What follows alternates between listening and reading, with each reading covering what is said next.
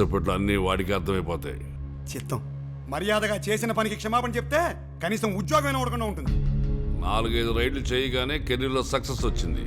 దాంతో కళ్ళు నెత్తి మీదకే తల తాడి చెట్టు మీదకి ఎక్కినట్టుంది. దింపుతా, ఇవన్నీ దింపుతా. సరే మీ ఇష్టం.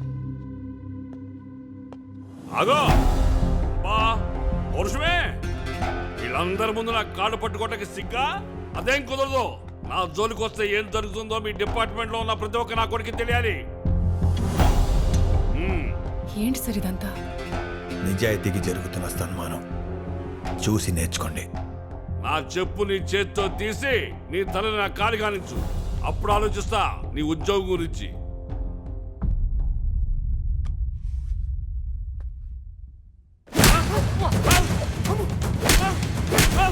ఇంత పవర్ఫుల్ మనిషిని పట్టుకుని ఎలా కొట్టేశావు?